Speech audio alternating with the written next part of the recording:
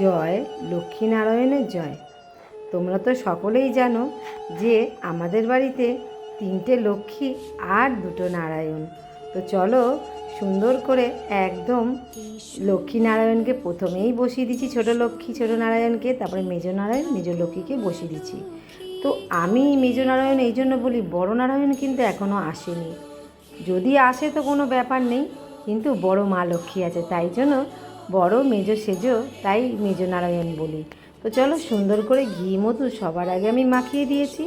আর এইবারে আমি সুন্দর করে একদম দেখো জল রেডি করে নিয়েছি। জলের মধ্যে অগুরু গোলাপ জল ফুল সুন্দর করে একদম ঢেলে স্নান করে দিলাম, আর অবশ্য গঙ্গা জল। তো চলো সুন্দর করে আমি এবারে শুকনো করে একে একে মুছে তুলে নেব। তো দেখো ছোট ছোট লক্ষ্মীনারায়ণ দেখেছো কত সুন্দর, পেতলটা ভীষণ ভালো আর বহু পুরনো। তোমাদেরকে বলেছি বহু পুরনো, প্রায় 45 বছর আরও বেশি হবে। তো যাই হোক, শাশুড়ি মাকে জিজ্ঞেস করেই তোমাদেরকে সেই বছরের টাইমটা আমি বলি। তো বহু বছরের।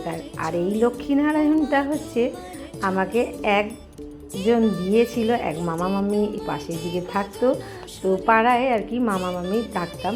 তো উনি আমাকে দিয়ে গেছিলো এই লক্ষ্মীনারায়ণ, বলেছিল তুই সেবা করতে পারবি, তুই সেবা কর। তো সেই লক্ষ্মী এখনও সেবা করছি, নারায়ণকেও সেবা করছি। তো অবশ্য সুন্দর করে মা লক্ষ্মীকে মা লক্ষ্মীর জায়গায় বসিয়ে দিয়েছি, নারায়ণকে নারায়ণের জায়গাও বসিয়ে দিয়েছি।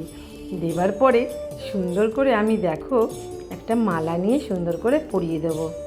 তো দেখো মালাটা ভীষণ আজকে তাও মালাটা অনেকই ভালো গো।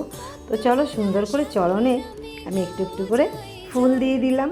তো অতি অবশ্য জানো কেমন লাগলো আজকেকার লক্ষ্মীনারায়ণের সাজ।